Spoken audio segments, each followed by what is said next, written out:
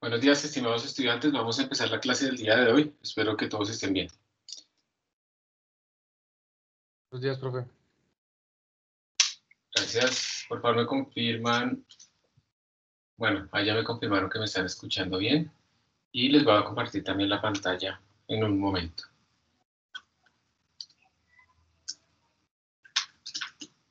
La idea es que hoy vamos a continuar con este tema del momento. Vamos a ver a más detalle esto de la conservación del momento, algo que vimos la clase pasada y otras cosas más por ahí. Entonces arrancaremos con un recorderis de lo que vimos la clase pasada.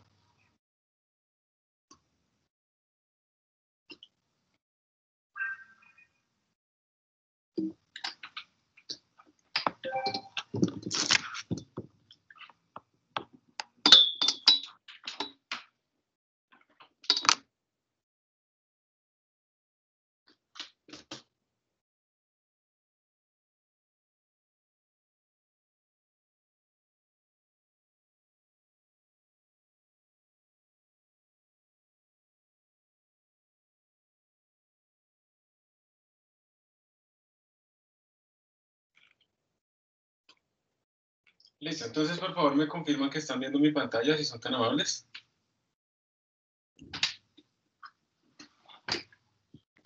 Sí, señor profe.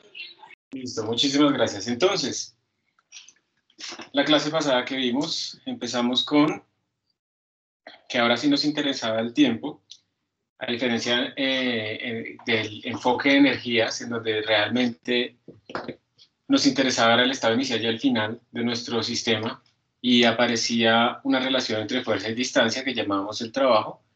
Ahora nos interesa la relación entre fuerza y tiempo, y por eso estamos pensando en sistemas en donde la fuerza pueda variar en el tiempo.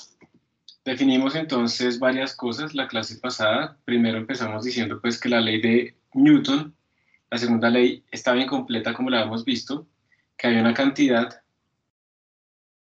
que llamamos el momentum, que es para una sola partícula, pues esto que tenemos acá, P igual a m por b, y esa cantidad, llamada momentum, nos permitía escribir de una forma más generalizada la segunda ley de Newton. Entonces, esta segunda ley de Newton, fuerza neta sobre una partícula, iba a ser igual no simplemente a masa por aceleración, sino a la derivada del momentum respecto al tiempo. Uno también puede hablar de una fuerza neta promedio, y entonces esto le habla a uno, cuando tiene ese tipo de cosas, pues más bien de cambios de momentum en ciertos intervalos de tiempo. Entonces uno cuando escribía así la segunda ley de Newton podía estudiar sistemas también con masa variable y también otros sistemas en donde a uno no le interesen todas las interacciones internas del sistema, y entonces uno podía de pronto ignorar ciertas cosas, por ejemplo en las colisiones, y simplemente concentrarse en estados iniciales y finales, a pesar pues obviamente de que esté concentrado en términos del tiempo. ¿Cuál era el estado inicial? ¿Cuál era el estado final? Pasó un tiempo ahí y aún así podemos nosotros estudiar esos sistemas. Veíamos también que esto introducía una conservación muy útil, porque si la fuerza neta era cero en nuestro sistema, pues teníamos que, digamos así, delta P sobre delta T era cero, y eso quería decir que no teníamos cambio en nuestro momentum. Entonces aparecía una nueva ley de conservación que nos decía que si no hay fuerzas externas sobre nuestro sistema, fuerzas externas, entonces netas, ¿sí? Fuerzas externas netas sobre nuestro sistema, entonces el momentum se conservaba. Y esto nos servía, por ejemplo, vimos un ejemplo de una colisión entre dos partículas, pero también nos permitía a nosotros estudiar qué pasaba cuando una pelota chocaba con la pared y cosas de ese estilo. Hicimos estos ejemplos y también definimos al final que si nosotros teníamos fuerzas que dependían del tiempo, esas fuerzas, digamos, típicamente que fuera una cosa que aumenta así, esta gráfica de fuerza en función del tiempo, pues nos da una cierta información. Realmente cuando una fuerza actúa sobre un cuerpo, pues va a cambiar su estado de movimiento, va a cambiar su momentum, y entonces si conectamos esta dinámica con el momentum, vemos que a partir de esta segunda ley de Newton generalizada, o completa más bien, el cambio del momentum era igual pues a la integral de nuestra fuerza neta respecto al tiempo. Y a esta integral la íbamos a llamar el impulso. Simplemente el impulso es cuánto cambia nuestro momentum. Evidentemente cuando hay fuerzas netas, pues el impulso es nulo, ¿cierto? Cuando no tenemos fuerzas netas sobre nuestro sistema, fuerzas netas externas.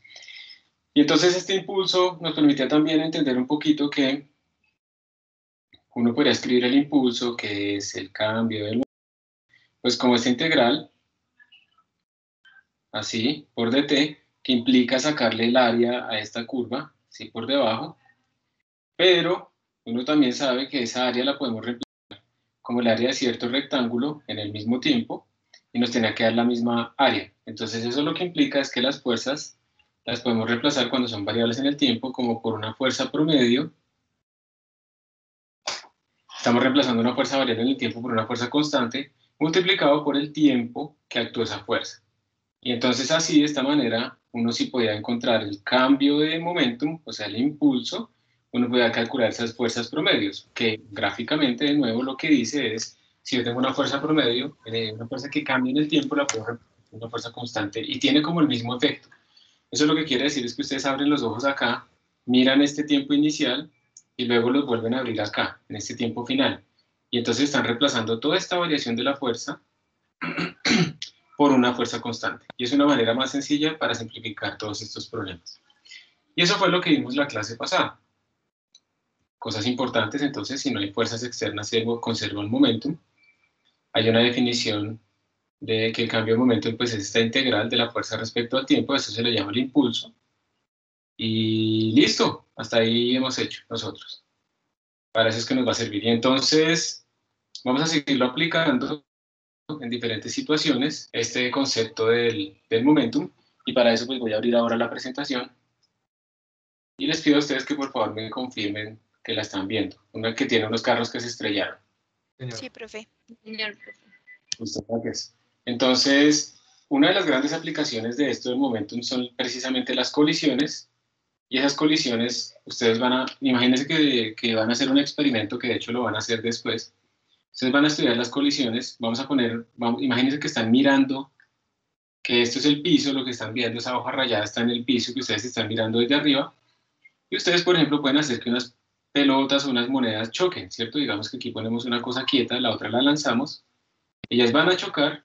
Si chocan exactamente centradas, pues esto va a ser unidimensional, pero eso es raro. Lo que podríamos pensar es que no están completamente centradas, entonces vamos a tener, por ejemplo, que luego esa pelotica se va a desviar un poquito, y esta otra se va a mover también un poquito para allá, después del choque. Entonces esto es antes, justo antes del choque, y esto que tenemos acá es justo después del choque. ¿Sí? Entonces ustedes van a poder predecir cuáles son esos estados finales. Y viendo la filmación de esto, y viendo en Tracker, entonces los estados de movimiento de las partículas, van a ver si sus predicciones son apropiadas. Uno va a poder predecir estos ángulos, qué tanto se desvían, estas nuevas rapideces finales, ¿sí? Todo eso lo vamos a poder predecir utilizando nuestros principios importantes, que cuáles serían. El principio de la conservación de la energía, que son números escalares, que es chévere, que es fácil, unido con el principio de la conservación del momento. Si nosotros aplicamos estos dos principios, y aquí los podemos aplicar justo antes y justo después de la colisión, vamos a poder predecir todas esas cosas en una colisión. ¿Y por qué se puede hacer esto? Resulta que si sus sistemas son las dos bolitas, cuando ellas choquen, obviamente va a haber fuerzas entre ellas. Eso es verdad. Pero es que esas fuerzas son fuerzas internas, y entonces cuando estén chocando, vamos a pintarlas aquí un poquito más grandes. Bueno, se supone que están chocando, están tocando. La pelotica de la izquierda le hace una fuerza a la pelotica de la derecha, una normal, ¿sí? Por el contacto. Y la pelotica de la derecha pues le va a hacer la misma fuerza, pero en dirección contraria a la pelotica de la izquierda. Entonces cuando yo haga la sumatoria de fuerzas internas dentro de mi sistema, pues observen que si yo sumo la fuerza verde con la fuerza azul, esto es un vector, si yo sumo esas dos fuerzas, pues por tercera ley de Newton, esas dos fuerzas miden lo mismo, pero van en dirección contraria. Estamos hablando de la sumatoria de fuerzas en todo mi sistema. Entonces yo siempre que sume fuerzas internas, esta sumatoria siempre me va a dar 0. ¿Listo? Entonces por eso es que nosotros no tenemos en cuenta las fuerzas externas. y por las fuerzas internas, perdón. Y por esa razón lo único que nos interesa son las fuerzas externas en nuestro sistema. Obviamente, aquí hay una fuerza que es la fuerza de gravedad, que sería entrando en nuestra hoja. Esta es la forma de pintar un vector entrando. Piensen que es como la cola de una flecha. Si el vector fuera saliendo, esta sería la puntica. Entonces uno pinta un vector saliendo de la hoja de esta manera. Pero si el vector va entrando, pues uno lo pone con una cruz. Entonces la gravedad va entrando a la hoja. Pero nosotros estamos aplicando conservación del momento en estos ejes horizontales, que ahí no vamos a tener fuerzas externas. Ojo, porque pues es una aproximación, solo lo estamos haciendo justo antes y justo después del choque, porque después pues, vamos a tener fricción, que eso sí va a afectar nuestro sistema. Pero en ese pequeñísimo intervalo justo antes y justo después del choque, no tenemos fuerzas externas que debamos considerar, hacen un trabajo muy pequeño, entonces digamos que podemos considerar que no cambia la energía, y entonces vamos a aplicar nuestras dos leyes de conservación. Y entonces esa es la idea, que con esto del momentum aparece un nuevo principio de conservación que nos da la posibilidad de estudiar un montón de dinámicas adicionales. Vamos a ir acá.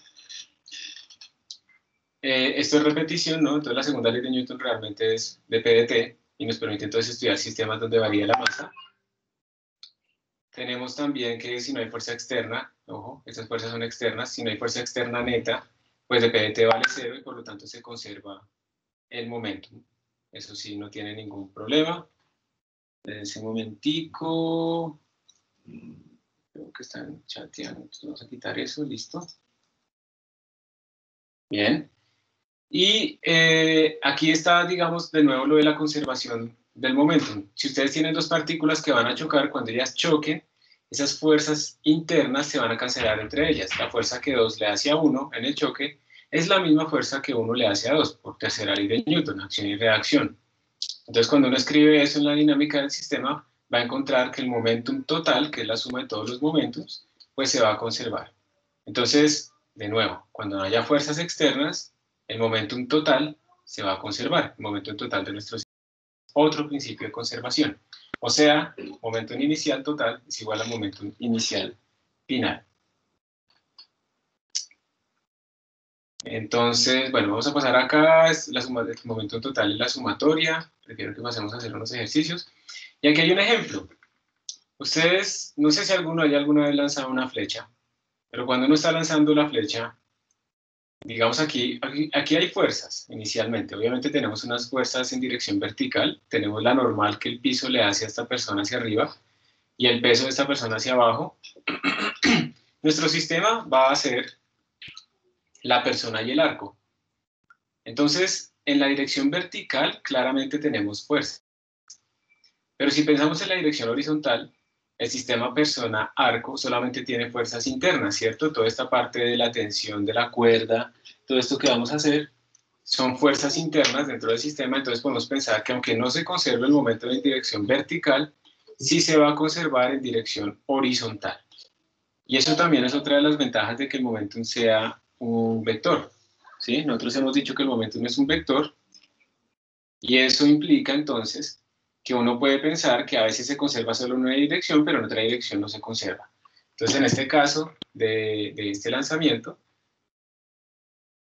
el momentum horizontal es el único que se va a conservar. Entonces, el problema es, esta persona está parada en hielo, esto no tiene fricción. Va a lanzar esa flecha. Esa flecha, ellos inicialmente están en reposo, ¿cierto? Están aquí quietos. Después de que lance esa flecha, a cierta velocidad, ¿ustedes creen que esta persona va a quedarse quieta? ¿O qué sería lo que ustedes intuitivamente esperarían? Un ejemplo más dramático. Pues que se deslizara, porque o sea, como que la fuerza, o sea, al lanzarlo, algo que se desliza así sea un poco, que se mueva. Se desliza hacia atrás. Este es un ejemplo típico, ¿no? ¿Ustedes qué creen que va a pasar cuando esta persona dispare? Uy, profe, se queda tuerta. Se va a volar. Se va a volar el ojo, ¿cierto? ¿Por qué? Porque cuando esta escopeta dispara, va a salir un proyectil hacia la derecha. Entonces miren que aquí lo que está sucediendo es lo siguiente. Antes de disparar, el momentum horizontal es nulo, vale 0. Después de disparar, y ojo que internamente eso son fuerzas internas, porque cuando ella jala el gatillo, pues le va a pegar a la bala va a explotar una pólvora, pero todo eso son fuerzas internas. Entonces va a salir la bala hacia la derecha con un gran momentum, porque aunque la bala es liviana, lleva una altísima velocidad. Entonces, si al principio el momentum total valía 0, y después lo que tenemos es algo que se mueve hacia la derecha, pues algo tiene que moverse hacia la izquierda para que el momentum total siga valiendo 0. Pues entonces eso quiere decir que la escopeta va a patear hacia atrás y va a entrar al club de los tuertos. ¿Listo? Entonces, esto siempre va a pasar. Uno, por ejemplo, si ustedes están, digamos, en un bote, hay mucha gente que se cae por eso, ¿no? Si uno está en un bote y uno va a saltar hacia la orilla, uno tiene que tener en cuenta es que inicialmente en la dirección horizontal no hay momentum, entonces tan pronto uno salte hacia la orilla, uno lo que está haciendo es una fuerza sobre el bote, y entonces como yo me estoy proyectando hacia adelante, digamos, el bote se va a proyectar hacia atrás, y entonces uno a veces se enreda y se cae porque es que el momentum total debe ser constante, ¿sí? Entonces si al principio todo está quieto y luego algo lanza hacia la derecha, pues algo tiene que ir hacia la izquierda. Es el principio también de por qué funcionan los cohetes. Los cohetes, yo lo que estoy lanzando es algo hacia abajo, y entonces eso me tiene que estar ejerciendo a mí una fuerza hacia arriba, ¿cierto? De tal manera que cierta cosa, bueno, hay una fuerza de reacción también. Entonces hay que tener cuidado con esto, ¿no? Por favor, o sea, pues yo espero que ustedes nunca tengan que irse a disparar por obligación, y ojalá nunca lo hagan por placer, digamos, ir a cazar un animal, eso ojalá no lo hagan nunca. Pero si les toca, ojalá que no, disparar un arma, pues eso hay que aprenderlo, eso no es simplemente pensar que eso es fácil, la gente se hiere constantemente, esto hay que ponerlo aquí en la clavícula, en el hombro, pero incluso la gente a veces se disloca la clavícula porque no son suficientemente fuertes, porque no están suficientemente bien parados, ¿sí? Aquí ya tendrá que estar un poquito más hacia adelante, o sea, hay muchísimas cosas que uno debe aprender, eso no es como en las películas que uno coge la M60 y empieza a disparar y eso no lo tumba a uno, eso solo le pasa a Arnold Schwarzenegger, pero eso a uno no le va a pasar. Entonces hay que tener cuidado porque esos principios de la física lo van a perseguir a uno ahí. Y, por ejemplo, eso también puede servir para uno impulsarse de alguna manera contra el agua, ¿no? Entonces, si yo tengo una carga, por ejemplo, tengo hartas piedras en un barco en el agua, si yo empiezo a lanzar esas piedras hacia atrás, pues entonces mi barco se va a mover hacia adelante por conservación del momento. ¿Listo? Si yo estoy en algo que realmente no tenga fricción, acostado en hielo, que realmente no haya fricción, si yo soplo, estoy impulsando partículas hacia atrás y entonces se me va a impulsar hacia adelante porque inicialmente no había momentum horizontal, entonces al final también se tiene que conservar el momento. Entonces ese es el típico, ese es el ejemplo que está aquí. Y entonces aquí nos dicen, bueno, tenemos esta situación, el arquero de 60 kilogramos está de pie, está quieto, en reposo, sobre hielo sin fricción, esa es la clave, no hay fuerzas externas en dirección horizontal. Dispara una flecha de 0.030 kilogramos horizontalmente y sale a 85 metros. Que la flecha después va a caer, sí, pero lo que nos interesa es que justo cuando se separa la flecha, ahí hay un cambio de momento. ¿Con qué velocidad se mueve el arquero sobre hielo después de disparar la flecha? Entonces ahí aplicamos nuestra conservación del momento. Nosotros tenemos que, como no hay fuerzas en dirección horizontal, entonces eso es lo primero. En la dirección horizontal no tenemos fuerzas, fuerza neta es 0, y por lo tanto tenemos que el momentum se conserva en la dirección horizontal. Le voy a poner delta px igual 0. O sea, el cambio en el momentum es nulo. Eso quiere decir que el momentum inicial es el momentum final. Miren que aquí no estamos hablando de conservación de la energía ni nada de eso, es otro principio de conservación. Como nos dicen que todo eso está en reposo al principio, pues entonces tenemos que el momentum inicial vale 0. Y eso tiene que ser igual al momentum final. El momentum final pues va a ser el momento que tiene la flecha, que va hacia la derecha, que sería masa de la flecha, y como yo sé que va hacia la derecha, le voy a poner positiva a esa componente por velocidad de la flecha que va hacia la derecha, más el momentum del señor. Y yo digamos que inicialmente no sé hacia dónde se mueve él. Entonces le vamos a poner más masa del hombre por velocidad del hombre. Yo le puse un más, pero yo no sé, a mí el signo me va a salir ahorita. Y entonces miren que aquí yo puedo despejar la velocidad final del señor, la componente. Yo paso este término a restar y paso esta masa a dividir, y me va a quedar que la velocidad final del hombre va a ser igual a menos la masa de la flecha sobre la masa del hombre por la velocidad de la flecha. Entonces miren que el signo me salió solito, esto me está indicando que va hacia la izquierda. el hombre tiene que salir hacia la izquierda, obviamente no puede salir hacia la derecha porque tendríamos un momento neto hacia la derecha. Y pues aquí simplemente reemplazar, pero podemos analizar un momentico esto antes. Ustedes aquí pueden ver, por ejemplo, que si la masa de la flecha es muy pequeñita y la rapidez de la flecha es muy pequeñita, pues entonces esta velocidad también va a ser pequeñita. Pero si, por ejemplo, la rapidez de la flecha es muy grande o es una pistola, pues esta rapidez puede crecer mucho más, ¿sí? Podemos pensar de la rapidez de la pistola también, cómo afectaría cuando uno dispara. Ya no pensamos el hombre, sino la pistola y la bala. Entonces aquí ya sería simplemente reemplazar.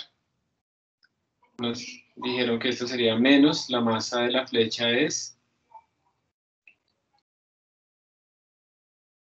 0.030 kilogramos sobre la masa del hombre, que es 60. Está flaquito, o yo estoy gordito. Y la velocidad final es 85 metros sobre segundo. Entonces, cuando hacemos ese cálculo, esto nos va a dar 0.030 por 85 sobre 60. Entonces nos va a dar que la velocidad de este señor hacia atrás va a ser de 0.0425 metros sobre segundo. Es bajita, pero es porque la masa del señor pues, es grande, ¿no? Si aquí nosotros le pusiéramos más bien, si pensáramos que este problema es más bien el de la escopeta y la bala, pensemos que es una escopeta y una bala, entonces nosotros tendríamos aquí más bien algo como este estilo. La masa de una bala es muy bajita, eso puede ser 10 gramos, entonces esto será como 0.010. La velocidad de una bala puede ser bastante grande. ¿Sí? Una pregunta, ese menos, el menos 0,30, ¿qué lo haces? Porque la respuesta sería 0, ah, Me la había comido. sí, Me la había comido. Lo siento, gracias. Profesor, ¿es un 5 o un 3? ¿Esto? El 83. 3. Creo que es 83. No sé. Es que, Digamos, es que en 83 me da 0.0415. 85, da 0,042. Ok. me toca empezar a hacer planas en estos dispositivos porque uno escribe muy feo. Aparte de que el dispositivo no es que sea tampoco el más fino. Solo los 3, profe. Y los 5. Solo los 5 y los 3. Los 5 y los 3 y bueno, depende de las letras. Yo a veces veo lo que les hago y digo, no, qué pena con ellos.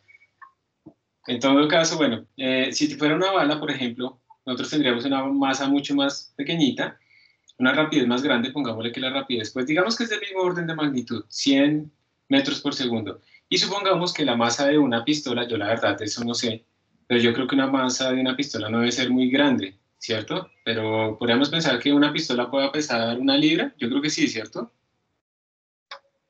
1 kilo no creo. ¿Hay algún pistolero acá que sepa eso?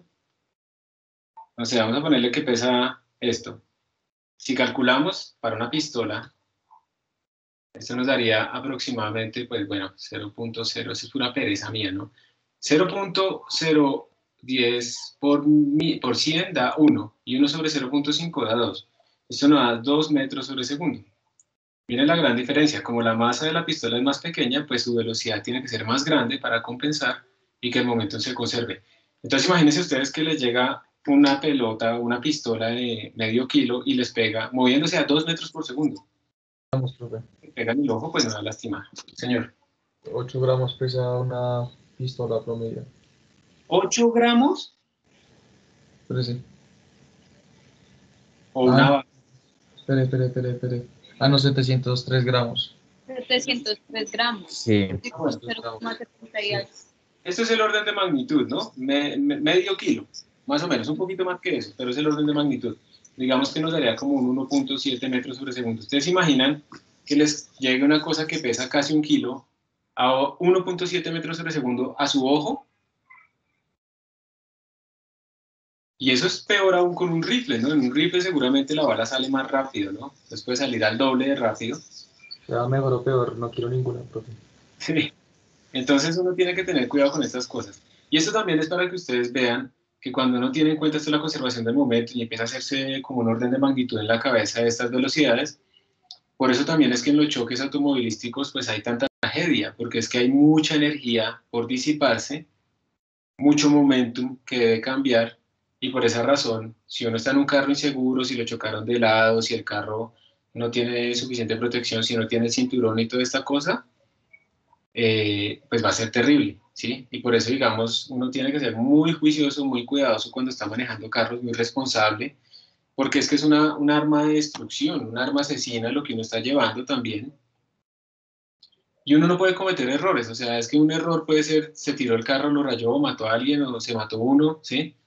Entonces uno tiene que estar muy a la defensiva, hay que ser muy responsable con un carro. Sobre todo, yo les digo es porque yo también fui joven, así como ustedes, y también eso uno como no tiene la experiencia de los sustos y todo eso, uno siente que no le va a pasar nada y que uno se las sabe todas y que puede reaccionar y que no sé qué y tal, se siente invencible, va a conquistar el mundo, ta, ta, ta. Pero entonces hay cosas en las que uno tiene que ser razonable, estas cosas en las que afectarían a los demás, ¿sí? Yo cuando salgo y me monto en el carro, yo estoy participando de una dinámica ciudadana donde hay otras personas que esperan que yo me comporte apropiadamente.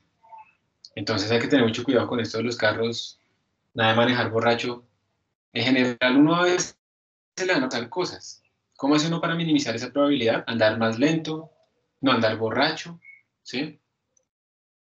Con eso, a uno alguna vez uno va a chocar un carro o algo así, pero si uno anda razonablemente, pues no va a ser tan grave, pero si uno se la pasa, o sea, yo me acuerdo a veces que yo hacía wheels, bueno, ahí escondido como profesor haciendo, me metía de pasajero en wheels, y a veces cogía unos wheels que, Dios, o sea, realmente yo me alegraba cuando llegábamos al trancón de la autopista porque lo frenaban, porque es que era una cosa que pasaba a centímetros de los otros carros, pero que al final el tráfico lo va a frenar a uno tanto que uno se gana máximo 2 minutos o 3 minutos, y si arriesgó a estrellarse, y con estrellarse se va a perder días, horas, dinero, ¿sí?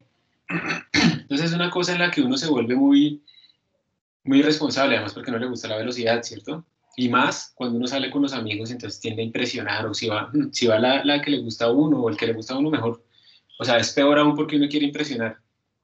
Y tiende uno a impresionar haciendo cosas que nunca ha hecho, como manejar muy rápido en sitios peligrosos.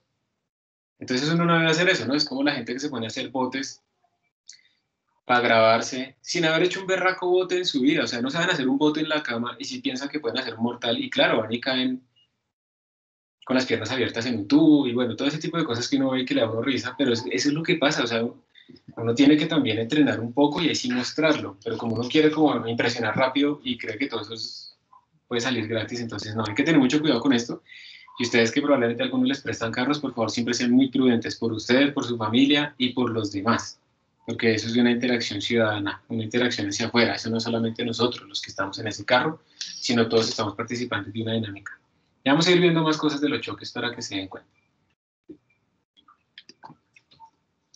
En todo caso, bueno, eso es lo que nos da, y aquí está nuestra respuesta, menos 0.0425 y hacia atrás, ¿cierto? Entonces esos signos son importantes, porque recordemos que estas velocidades que estamos colocando aquí son velocidades, o sea, no son rapideces, simplemente son las componentes del vector velocidad. Entonces pueden tener signos y deben tener signos. Entonces no vayan a entrar a este club si alguna vez hacen esto, pero pues espero que no. Y esta conservación, pues uno obviamente la puede aplicar en muchas otras situaciones. Recuerden que simplemente la idea es, ¿hay alguna dirección en la que yo pueda pensar que no existen fuerzas externas? ¿Sí? Listo. Entonces en esa dirección se conserva el momentum total. Entonces de nuevo, fuerza neta igual a cero implica que el momentum total es constante.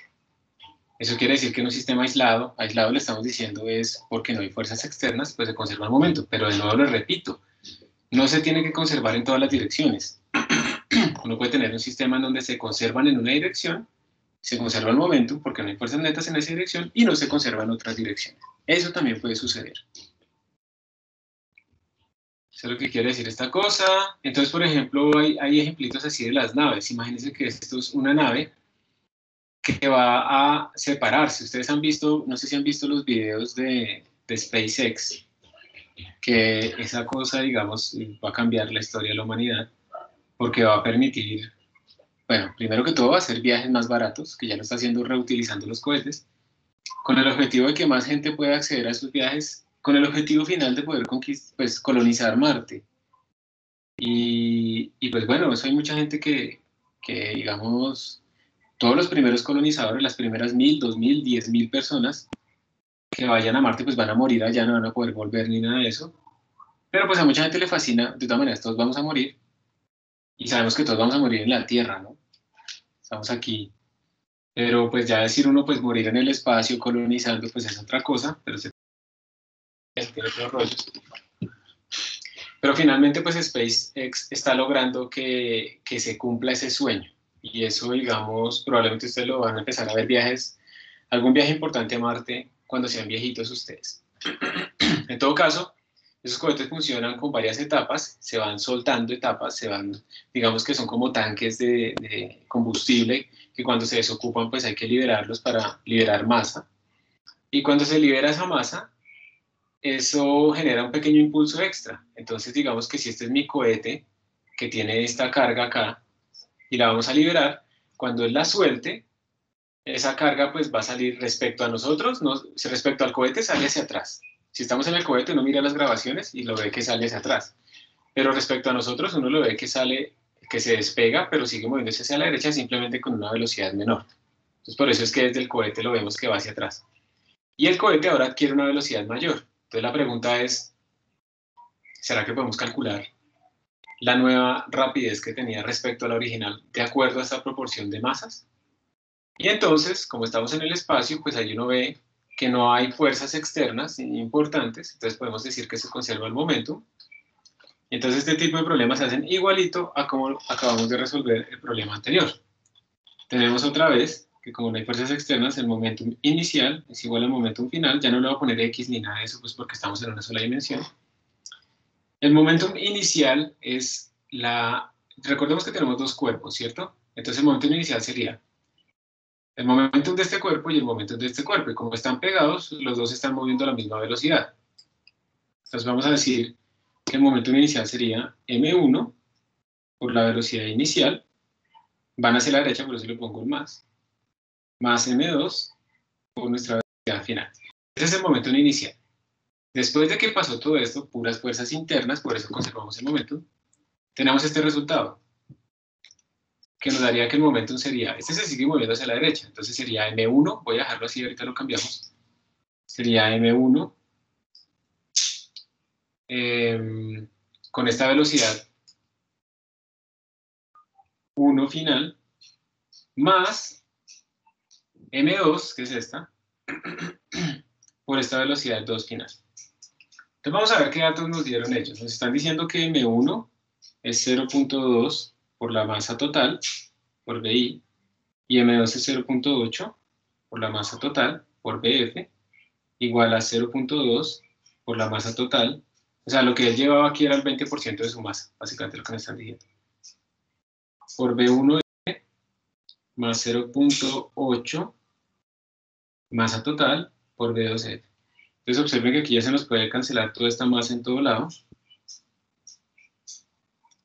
Y de hecho aquí a la izquierda nos queda 0.2 de BI más 0.8 de... Este es también BI.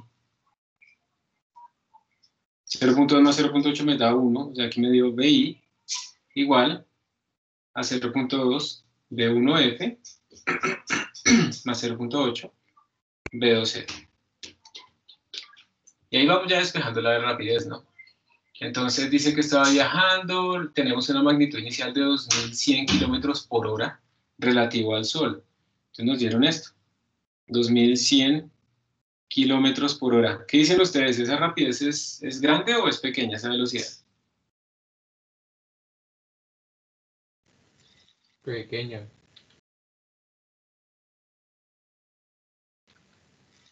Pequeña, profe, pequeña. ¿Pequeña? Uy, pero eres muy exigente. Pues también depende, ¿no? Es grandísima respecto a nuestras escalas, porque nosotros nos movemos máximo a 100 kilómetros por hora, y eso ya estamos embarrándola, ¿cierto?, nuestros carros. Y aquí estamos hablando de 2100 kilómetros por hora.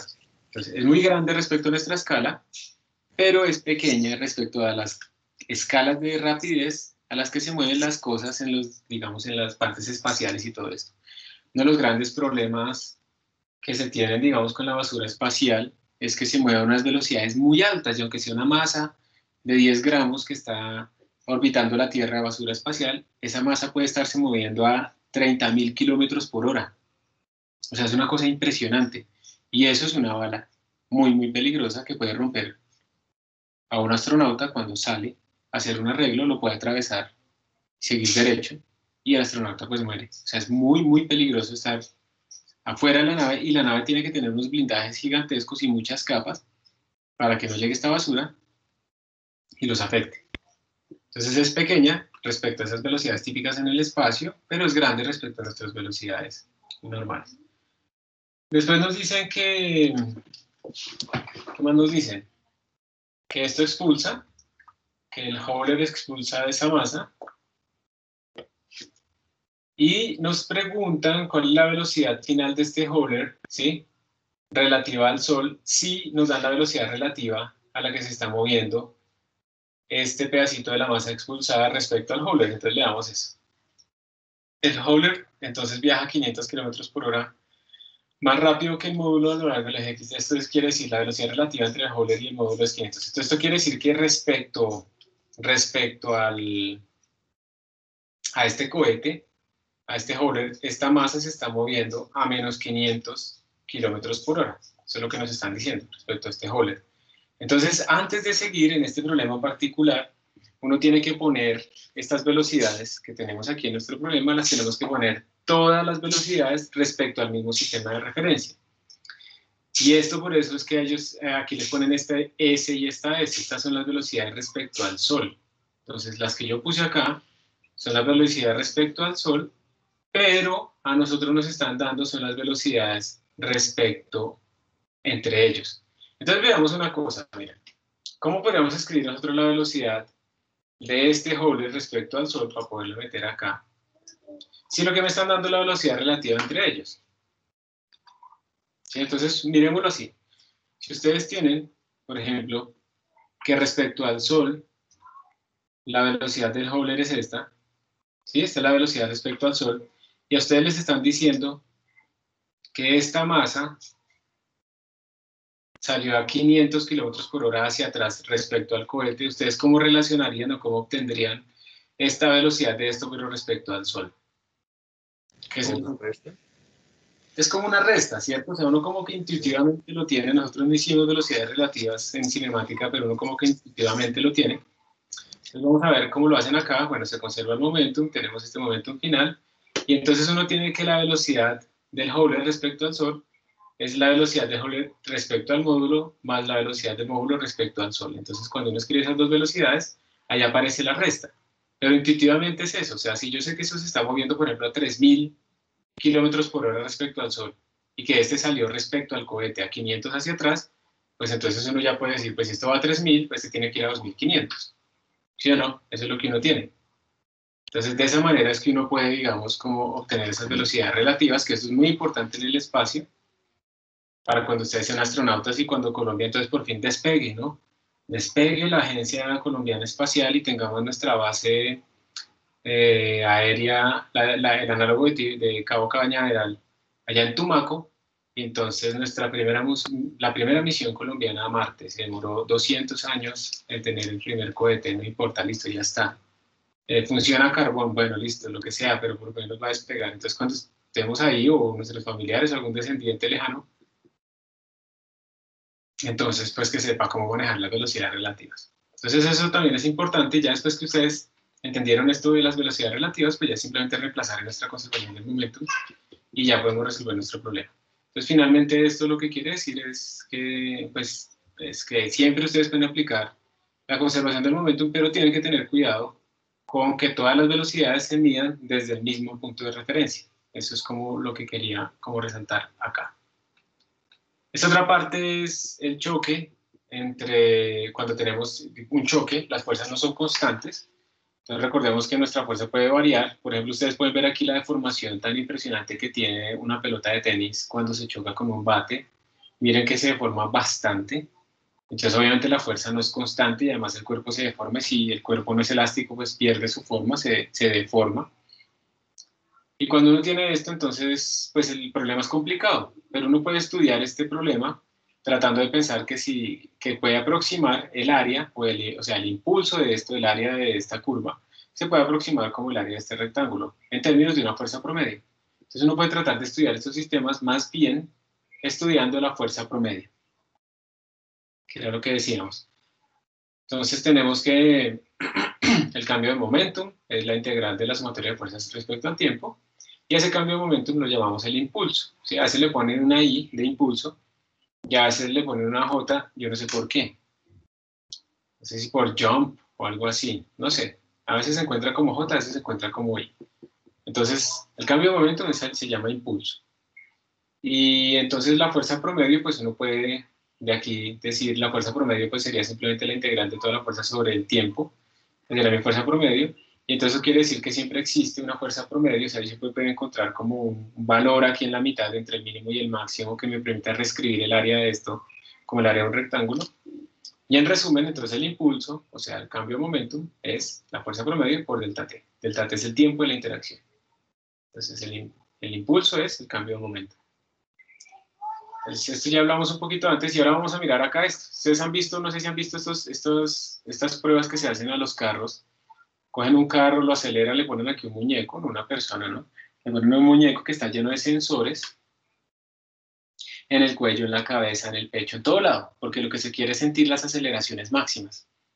Porque es que el problema es que cuando uno se estrella y uno va a 100 kilómetros por hora, uno tiene que frenar prácticamente en un segundo, en el choque se frena en un segundo, y eso quiere decir que uno tiene unos impulsos gigantescos y por lo tanto unas fuerzas grandísimas, porque recordemos, ¿no? Impulso es cambio de momentum, está diciendo en una dimensión, y el cambio de momentum, pues es la fuerza por el delta t. El delta t puede ser chiquito, pero eso implica que si mi impulso es grande, pues esta fuerza puede ser gigantesca. Entonces ustedes puede ser que tengan, por ejemplo, airbag, pero si no tienen el cinturón, ustedes se van a estrellar contra el airbag, y entonces la fuerza que va a ocurrir entre su pecho, su cara, ¿sí? Su cuello, para que se frene, pues va a ser gigantesca y se puede fracturar la columna vertebral, la cara, la cabeza, todo, ¿sí? Y morir de todas maneras. Lo que funciona es tener airbag y cinturón, las dos cosas, no solo una. Entonces aquí nos están dando un ejemplo de una colisión, y en esta colisión el carro va a rebotar. Esta persona viene con este sistema, este carro más persona viene a menos 15 metros por segundo, y después del choque rebota momentáneamente y se mueve a 2.6 metros por segundo. Entonces nos dicen que por favor calculemos el impulso causado por la colisión y la fuerza neta promedio, siendo que nos dan un tiempo de colisión. Nos dan un tiempo de colisión en este sistema. Entonces, bueno, calculemos el impulso para tener una idea de cuánto vale ese impulso. Entonces, recordemos que el impulso es el cambio de momentum. Estamos hablando solamente en dirección horizontal. Y el cambio de momentum, pues es el P final menos el P inicial. P final es este, entonces vamos a escoger positivo hacia la derecha. Entonces P final sería masa total por rapidez final, y él va hacia la derecha, entonces le dejo el más. Pero miren que inicialmente él viene hacia la izquierda, entonces tiene menos. Entonces menos masa total por velocidad inicial. Ahí ya le pongo el signo explícitamente. Entonces este impulso nos daría la masa por rapidez final menos rapidez inicial. Y esto me daría, a ver, una masa de ¿cuánto? 1500 kilogramos. No estamos teniendo en cuenta el pasajero porque eso es una masa tan grande pues que el pasajero no va a afectar demasiado. Supongamos que es muy flaquito, ¿cierto? Rapidez final. Nos dicen que eso rebotaba más 2.60, entonces 2.60. Menos rapidez inicial, que sería 15. Ojo, no vayan a meter aquí otra vez el menos, que porque hacia la izquierda, porque si yo ya lo puse explícitamente. Si lo ponen ustedes de nuevo, ustedes les daría más. Y estarán diciendo que las dos velocidades van hacia la derecha, que no tiene sentido. Entonces, ojo con eso. Entonces, esto nos daría al final un impulso que sería de un valor igual a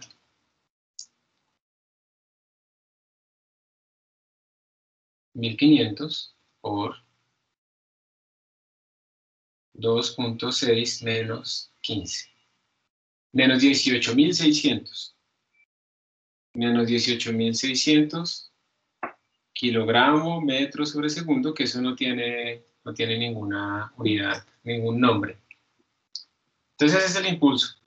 Y nos pide que si la colusión dura 0.150, ¿cuánto sería la fuerza neta promedio? Entonces, el impulso, que es el cambio de momentum, es igual a la fuerza neta promedio por el pequeño tiempo. Entonces, la fuerza neta promedio sería el impulso sobre el tiempo. Y aquí no estamos haciendo nada nuevo, ¿no? Entonces, la fuerza neta promedio que actuó sobre este carro y también sobre la persona, pues va a ser menos 18.600, o sea, eso quiere decir que está actuando hacia la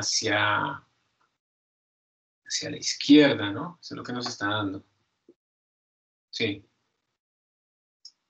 Hacia la izquierda, menos 18.600 sobre el tiempo que es 0.150. Yo no sé hacer los 5. Y esto sería sobre 0.150. Y esto nos da, y miren esta vaina, menos 124.000 newtons. La fuerza promedio que se ejerció en un tiempo chiquito, listo. Pero se ejerció esta fuerza, una fuerza de 124.000 newtons. El peso, a ver, para que le pongamos una idea. Yo peso, y ahorita que me puse juicioso a hacer ejercicio, bajé mis 78 kilos en la cuarentena al inicio, ya estoy en 75. Y yo tengo una masa de 75 kilos. Y eso quiere decir que mi peso es 750 newtons. Entonces, mi peso es 750 newtons. Listo.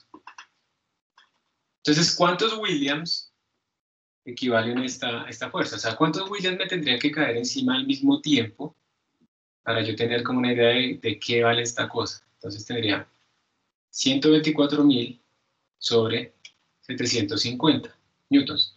Tienen que caerme a mí 165 Williams encima al mismo tiempo durante 0.15 segundos. 165 personas. Digamos que este es el mismo orden de magnitud para todos nosotros. Y esa es la fuerza que actuó sobre la persona, sobre el carro y sobre la persona.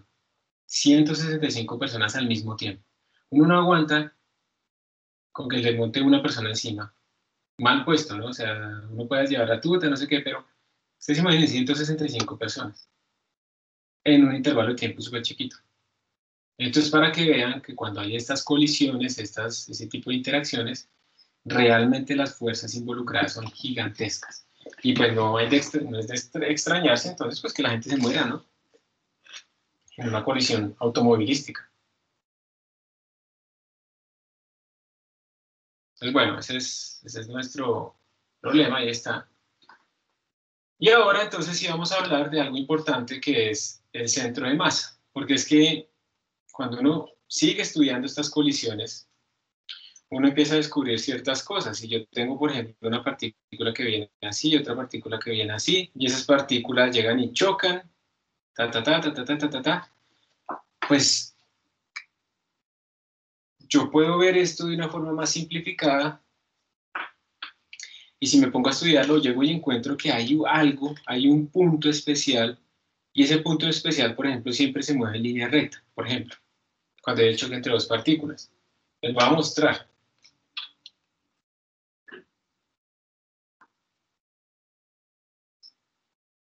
Esto es una apleta ahí en internet de FED, Colorado, que son un montón de applets para física.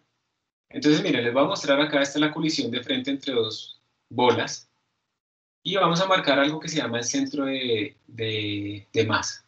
Ustedes tienen una idea típica del centro de masa como el centro de gravedad. Por ejemplo, si yo les pregunto a ustedes en su cuaderno dónde queda el centro de masa, yo creo que la mayoría tiende a decir que queda como en el centro, ¿cierto? Geométrico, ¿verdad?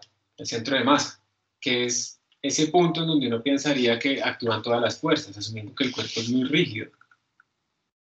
Entonces el centro de masa a veces coincide con el centro geométrico, pero a veces no, ¿sí? Entonces si yo tengo, por ejemplo, de nuevo, como un cuaderno, si una hoja de densidad uniforme, lo que importa es la densidad, pues uno podría decir que este centro geométrico pues corresponde también al centro de masa. O sea que por eso es que cuando uno hace, digamos que aquí hay una fuerza así, uno hace un diagrama de cuerpo libre, y ese diagrama de cuerpo libre representa el cuerpo como un punto. ¿Y ese punto quién es? El centro de masa. Y entonces uno está diciendo que es como si esta fuerza actuara sobre este punto. Realmente, pues obviamente es una aproximación, porque uno está asumiendo entonces que cuando yo toco en esta esquina a mi cuerpo, inmediatamente toda la interacción se transmite al centro de masa, y eso no es verdad, pero es una buena aproximación para todo lo que estamos haciendo. Luego vamos a ver que cuando consideramos que las cosas son grandes, que no son simplemente puntos, sino que tienen así extensión, como hicimos acá, van a haber otros efectos, como por ejemplo rotaciones. Un punto no rota, pero esta cosa sí puede rotar. Y eso es nuestro tercer corte, estudiar cómo rotan las cosas. Bueno, entonces sigamos. El centro de masa, entonces geométricamente uno podría más o menos ubicarlo, pero hay otros cuerpos, imagínense un cuerpo así.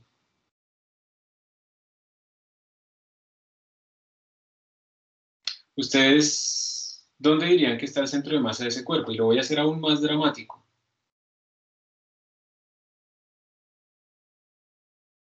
Más delgadito.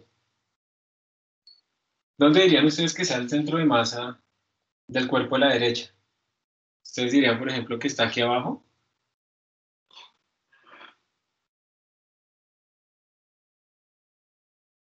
Con la idea intuitiva que tienen. Profe, vea, no sé si estoy loco, pero yo diría que un poquito más arriba del centro. No, no estás loco. Precisamente el centro de masa, a ver, como este cuerpo tiene simetría, ¿sí? Es simétrico respecto a este eje, uno espera que la coordenada horizontal del centro de masa pues sí esté acá, pero puede estar en cualquiera de todos estos puntos están en el eje de simetría. Y por la forma que tiene este cuerpo, uno al final va a encontrar que el centro de masa probablemente esté como por acá, por esta zona. Esto es simplemente para demostrarles a ustedes que el centro de masa no siempre está dentro del cuerpo. O sea, no siempre coincide con la masa del cuerpo. Que eso es algo que uno, pues, me parece raro, pero pues así es. Porque eso es como un promedio de donde uno encontraría la masa, donde debería yo poner toda la masa si la concentrara en un punto. Y por la geometría, pues la geometría lo va a afectar. Entonces el centro de masa puede estar por fuera del cuerpo. La idea es que hasta ahora nosotros, todos los cuerpos, nosotros decíamos, sí, que una cajita, que un niño, que no sé qué, pero al final siempre hablamos era de puros puntos. Entonces el centro de masa pues era la simplificación para olvidarnos de la forma. Pero ya cuando uno empieza a pensar en que las cosas tienen forma, uno tiene que hablar pues del centro de masa. ¿Está bien? Ustedes, su centro de masa más o menos, ¿dónde creen que está? En el de ustedes. Un poco más arriba del ombligo. Por ahí más o menos, ¿cierto?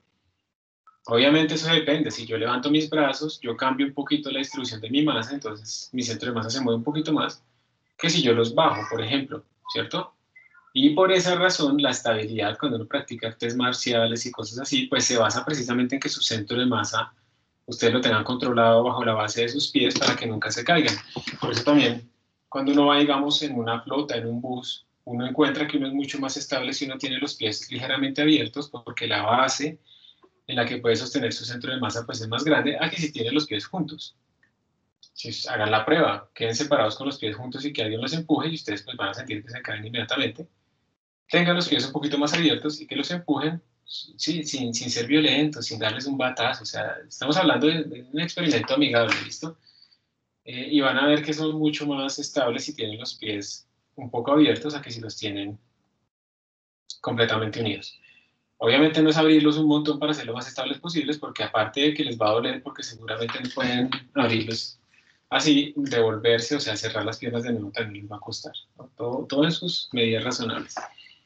Y entonces el concepto de masa sirve para esto y también sirve para otras cosas. Por ejemplo, si se lanza un proyectil así,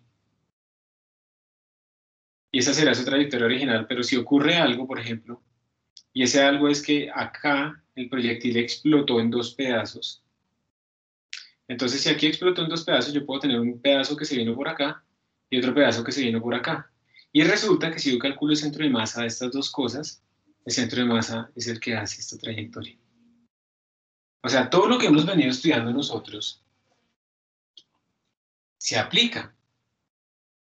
Se aplica. No se va a olvidar, no se va a cambiar. Pero simplemente lo que tenemos que tener en cuenta es que cuando hablábamos de movimiento parabólico, estamos hablando del movimiento parabólico del centro de masa. Si ustedes, por ejemplo, lanzan un cono de un pino pues de bolos y eso va girando y va haciendo cosas, eso puede estar girando alrededor de su centro de masa hasta que cae, pero su centro de masa es el que obligatoriamente va a hacer la trayectoria parabólica. Entonces el centro de masa siempre va a describir el movimiento que nosotros ya conocemos. Solamente nos falta es poner rotaciones alrededor del centro de masa y ya tendríamos descrito el movimiento de los cuerpos. Entonces por eso el centro de masa es importante. Y ustedes, por ejemplo, en estos problemas pueden calcular cuál sería esta distancia respecto al punto final de caídas del centro de masa y esta distancia, todo ese tipo de cosas, aplicando otra vez conservación del momentum, porque recordemos, si algo se explota, eso es una fuerza interna. Y entonces en ese instante, asumiendo que esa explosión fue lenta, en ese instante podemos conservar el momentum y por lo tanto podemos calcular a qué velocidad sale una cosa y a qué velocidad sale la otra. Y ahí ya fácilmente podemos hacer movimiento parabólico para esta, movimiento parabólico para la otra y poder resolver todo nuestro problema. Eso es el centro de masa y esa es la gran importancia del centro de masa. Miren acá, por ejemplo, esto es una colisión, le voy a dar play. Esto se va a estrellar contra esta bola. Cuando se estrellan, pues ellos se van a mover, esta bola rebota, pero pues, bueno, eso de que rebote va a depender mucho de esta masa, ¿no? Si yo pongo esta masa, por ejemplo, la masa 2 más grande, ¿qué esperan ustedes? Que como le puse más grasa, como le puse más masa a esta bola de la derecha, ¿ustedes qué esperan? Que cuando esto choque, esta masa 2 se mueva mucho o se mueva poco, si le puse más masa. Poquito. Poquito. Muy bien, porque tiene más inercia, es más difícil moverlo, la aceleración menor, entonces diremos, se mueve poquito. Pues eso es como cuando uno se estrella contra una pared, ¿cierto? La pared tiene mucha más masa, además que está pegada, entonces se mueve mucho menos que nosotros, y nos duele a nosotros, aunque la fuerza sea la misma. Miren que resulta, bueno, y yo por ejemplo si le pongo una masa más chiquita, ¿qué creen que va a pasar ahora? A ver, a los que juegan billar, ¿qué pasa si yo pongo dos masas iguales? Si yo le pego a esto en el centro y le pego a la otra, ¿qué creen que va a pasar ustedes? ¿Qué predicen?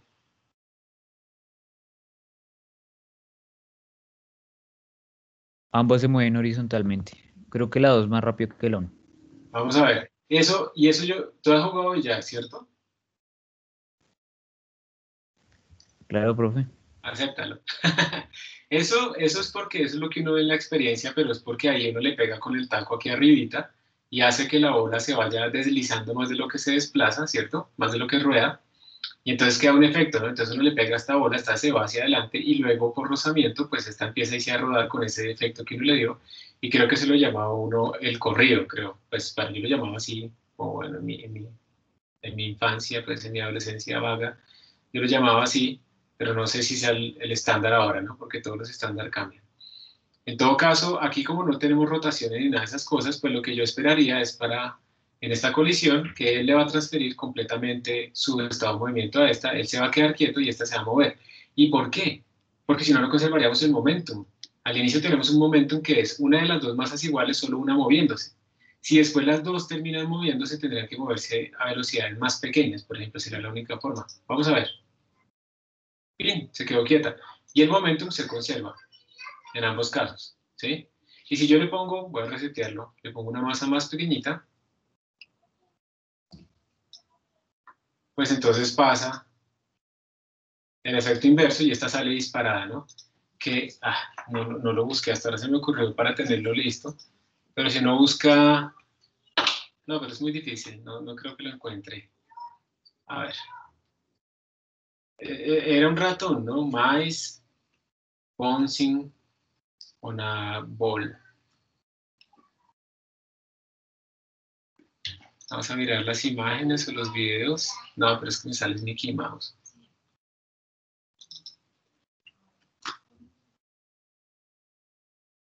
No. Bueno, vamos a ponerlo de otra manera. Small ball, big Ball bouncing. Ah,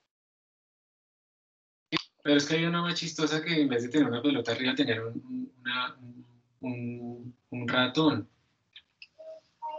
Yo ya no lo veo, no lo encuentro. Bueno, vamos a mirar a ver si de pronto aparece aquí en videos. Este es bueno para que ustedes lo vean. Entonces, miren, lo que estamos diciendo es que cuando choca algo grande con algo pequeño, se le transfiere muchísimo momentum de algo pequeño y entonces eso rebota más duro. Bueno, no está, lastimosamente. Vamos a ver si ellos, no, aquí no lo tienen. Entonces, miren aquí el efecto en este video. Tenemos una pelota grande, una más pequeña, una más pequeñita y otra súper pequeñita. Esteban quiere ver que las vamos a hacer rebotar. Entonces, miren el video cuando este rebote es lo que va a suceder. Recuerden que esta grande le va a transferir mucho más momentum a esta. Entonces, la chiquita pues va a salir disparada, ¿no? Check out how high these different balls bounce. The basketball, the super bouncy ball, and the golf ball. Now I'm going to try the golf ball on top of the bouncy ball, on top of the basketball. And then I'm going to explain how it's related to a supernova. Did you see that? Probably not. So here it is again. The golf ball bounced to 28 feet. We dropped it from about 3.5 feet, so it went up 800% of its dropped height. In fact, if you consider that by itself, the golf ball bounces about 70% of its dropped height. It went as high as if it had fallen from 40 feet up. That is awesome. Después lo ponemos para continuar con el análisis que hacen las estrellas.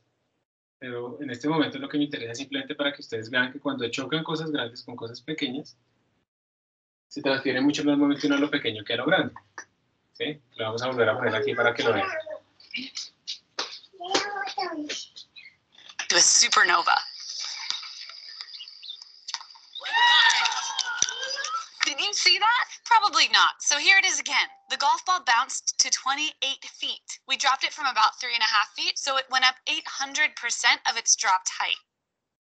Bueno, entonces, esto es algo interesante. Como les digo, había un video, de pronto tú sí lo encuentras, donde había una niña que ponía un ratón encima de una pelota y lo hacía rebotar y se le desaparecía el ratón, pero luego lo buscaré y se los pasaré. Entonces, esto sucede con las colisiones. Y ahora, en este momento, yo les voy a poner a ustedes a predecir precisamente esa velocidad. Entonces, en esta colisión, observen que aquí está la masa 1, es 0.5 kilogramos, la masa 2 es 0.2 gramos, entonces voy a ponerla aún más grande, digamos, de este estilo. Y asuman cualquier valor para esta velocidad inicial. Simplemente lo que quiero es que calculen cuánto sería la velocidad final de después de la colisión con la conservación del momento. Entonces calculen eso y me dicen cuánto saldría y ahorita ponemos el play para ver si es verdad. Entonces asuman que esto es una velocidad inicial v y listo. Dígame cuánto vale esta velocidad final de esta partícula en términos de esta velocidad inicial y las masas de las partículas. Bien, entonces pónganse a hacer eso ya. Vamos a pedirle a la siguiente persona que nos diga, está guardado todavía. Ah, sí, aquí están. Vamos a pedirle a la siguiente persona que nos dé la respuesta. Entonces, a ver quién es el ganador o la ganadora.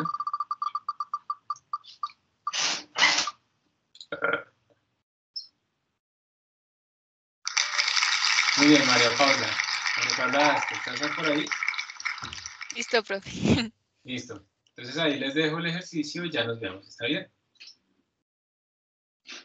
¿Dónde está Collision Lab? Acá.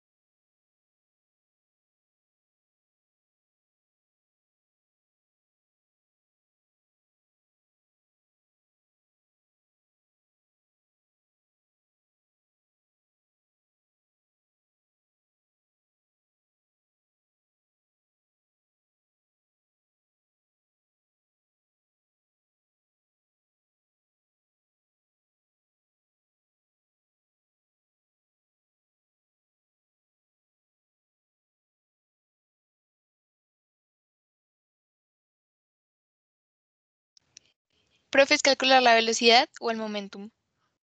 La velocidad, sí. Profe, La velocidad. ok.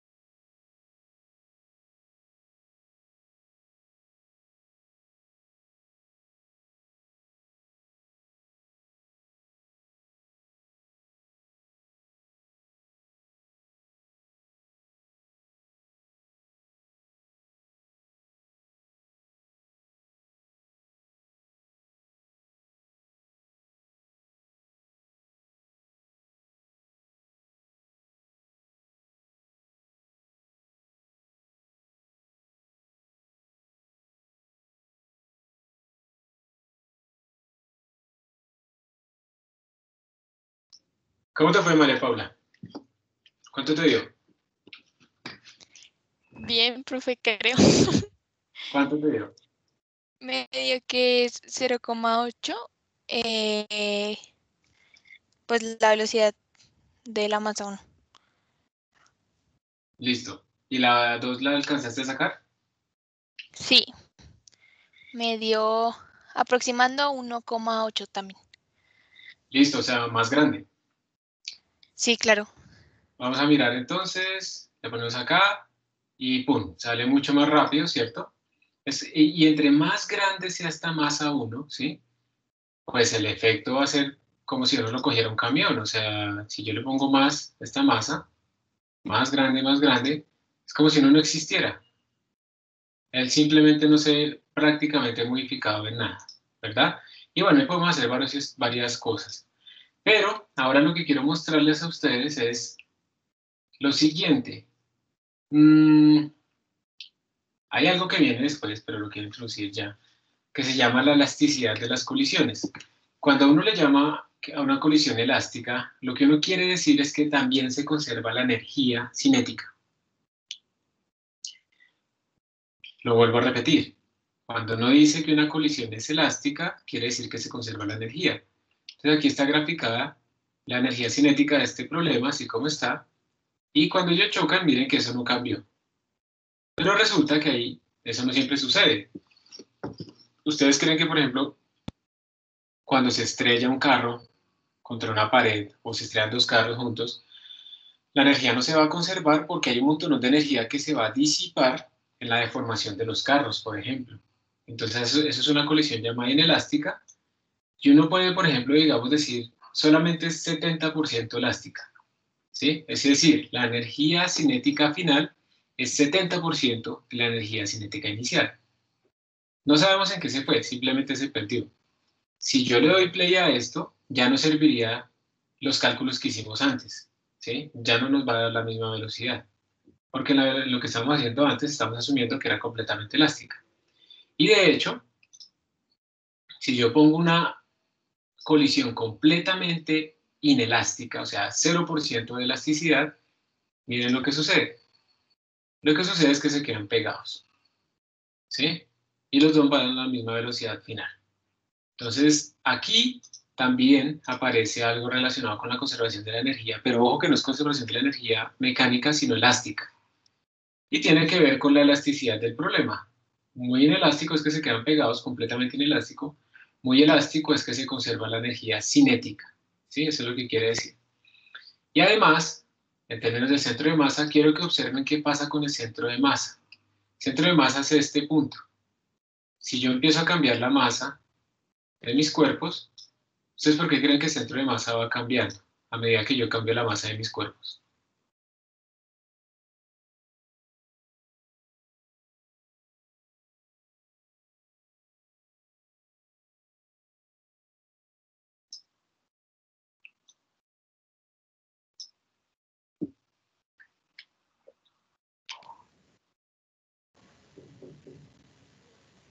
Intuitivamente, lo que uno tiene, el centro de masa nos dice como el promedio de la masa. ¿Dónde está en promedio distribuida mi masa?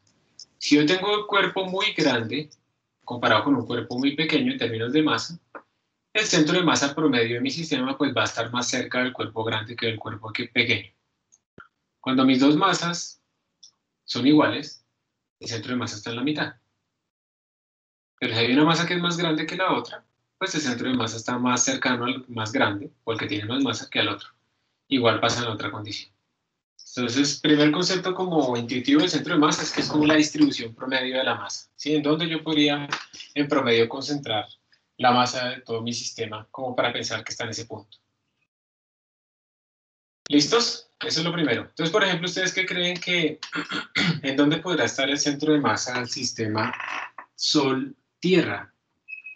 ¿Será que está más cerca de la Tierra, más cerca del Sol o en la mitad del camino de los dos? Más cerca del Sol. De hecho, está casi dentro del Sol, casi en el centro del Sol, porque la masa del Sol es tan grande comparada con la masa de la Tierra, pues que realmente el centro de masa está muy cerca, pero no está en el centro. Entonces uno puede observar que cuando la Tierra orbita alrededor del Sol, el Sol también se mueve, el Sol también orbita, y ellos están orbitando alrededor del centro de masa. Lo que sucede es que el centro de masa del Sol está un poquitín alejado, o sea, bueno, mejor dicho, está muy cerca de su centro, entonces ese movimiento del Sol es muy pequeño comparado con el de la Tierra, pues la Tierra es toda la órbita, ¿no? Ya cuando uno habla, por ejemplo, del centro de masa entre el sistema Tierra-Luna, pues ese centro de masa ya no está necesariamente en la Tierra. En el centro de la Tierra, está más cerca de la Tierra que de la Luna, pero está más alejado del centro de la Tierra comparativamente con el centro de masa del Sol-Tierra, ¿sí? Entonces, déjenme ver si aquí también lo tenía, pero tuve un problema, me tocó cerrar todo eso. Center of mass, Sun, Earth.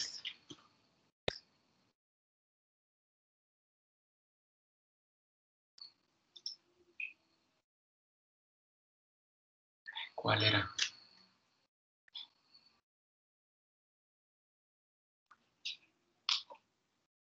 Creo que era este. Si no es este, me toca cambiarlos. Entonces, aquí lo que dice es que los planetas no orbitan simplemente alrededor del centro del Sol. Los planetas orbitan es alrededor del centro de masa de su sistema Sol-planeta, ¿sí? El baricentro se llama eso. Entonces, ustedes pueden, por ejemplo, ver que si yo tengo la Tierra con el Sol, pues más o menos parecería que la Tierra orbita alrededor del Sol. Pero si uno habla de planetas como Júpiter, que son planetas mucho más masivos que la Tierra, pues entonces el centro de masa Júpiter-Sol está más alejado del centro del Sol, y entonces ellos van a rotar no alrededor del centro de masa del Sol, que es este punto, sino alrededor del centro de masa del sistema que ellos conforman. Perdón, aquí me equivoqué. Este centro de masa es el centro de masa como el sistema solar, y miren que el Sol se mueve alrededor de ese centro de masa. Obviamente esto está muy exagerado, ¿sí? Aquí estamos exagerando un montón, eso, pero el Sol también se mueve, un poquito, pero el Sol también se mueve. ¿Está bien? Entonces, realmente nuestros planetas y todas las cosas orbitan es alrededor de el centro de masa de su sistema, ¿sí? Y el Sol pues se está moviendo también alrededor de ese centro de masa. Entonces, para que ustedes también lo tengan en cuenta, para cuando vayan a ir a la Estación Espacial de Tumaco. Volvamos aquí a la presentación. Entonces, el centro de masa, de nuevo, es lo que cuando nosotros decíamos, no, es que eso hace movimiento parabólico, pues la pelotica puede estar rotando, pero su centro de masa sí está siguiendo esta trayectoria parabólica. Y otra cosa importante es que miren que cuando tenemos colisiones, como en las colisiones no hay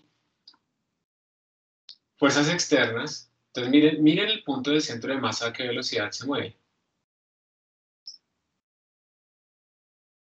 Aunque esas dos cosas están separando a velocidades diferentes, miren que el centro de masa se sigue moviendo como a la misma velocidad. ¿Sí lo observan? Voy a volver a poner.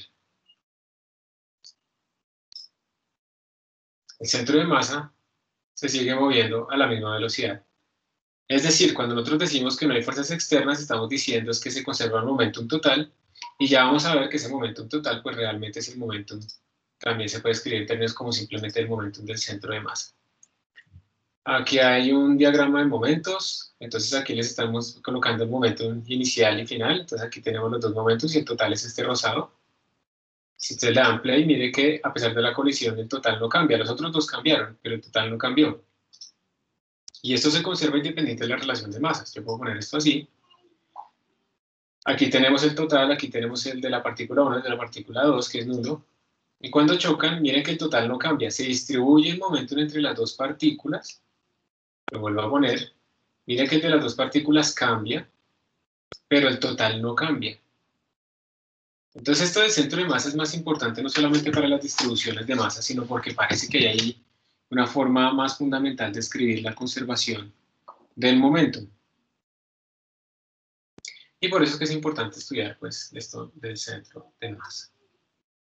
Entonces tenemos esto, por ejemplo, si ustedes tienen un bate y lo lanzan dando vueltas y lo vuelven a coger, ese bate hace un movimiento parabólico y además está rotando.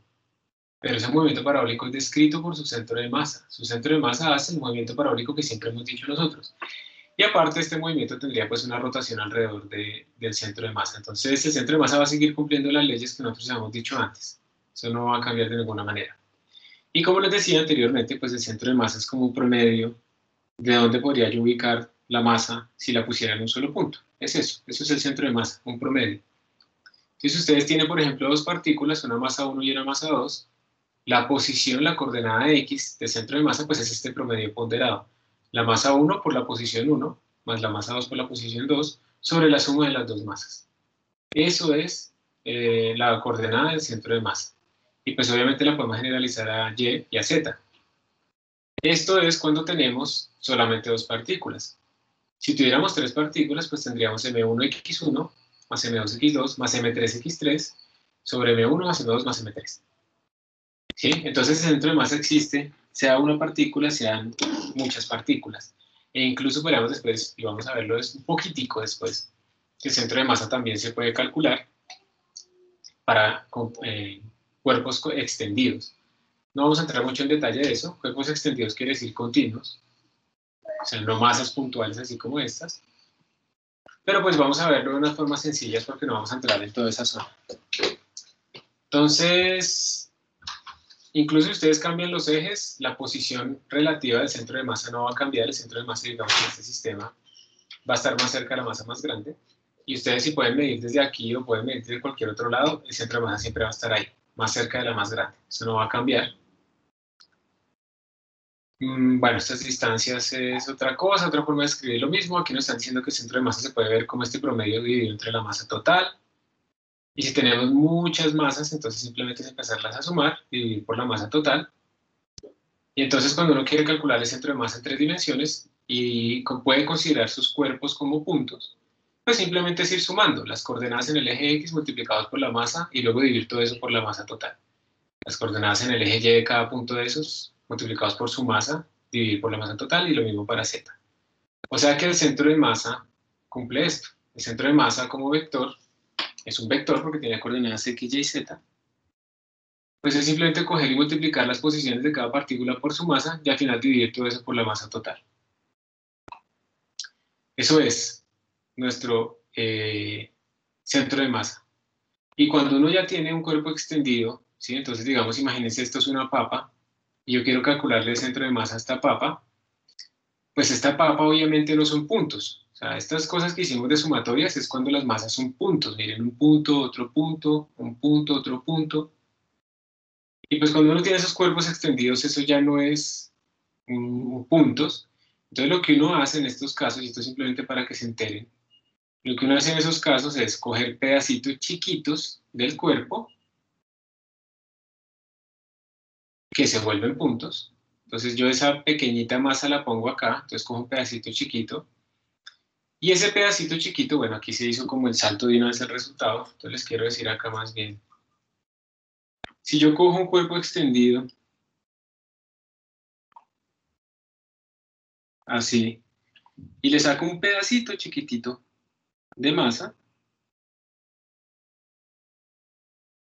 yo sé que ese pedacito chiquitico, pues es puntual. Y yo puedo descomponer mi cuerpo en muchos pedacitos chiquiticos de masa, y cada pedacito de esos tiene un diferencial de masa, chiquitito. ¿Sí? Y cada uno tiene su propia posición respecto a un sistema de coordenadas. Cada uno tiene su propia posición respecto a un sistema de coordenadas. Entonces, si yo parto así, pico esto muy, muy fino, y saco muchos pedacitos chiquitos, pues yo puedo volver a aplicar lo que habíamos dicho antes. Por ejemplo, para el centro de masa en el eje X. Center of mass, quiere decir eso. Entonces yo lo que tendría que hacer es la sumatoria de esas pequeñas masas diferenciales por la posición en X de cada una de esas masas, dividido entre la masa total. Sí, es lo mismo, aunque ya lo partí en pedacitos. ¿Y alguien sabe a qué tiende esto cuando yo hago que estos diferenciales sean muy chiquitos? ¿Tiendan a cero? ¿Alguien sabe en qué se transforma esa suma?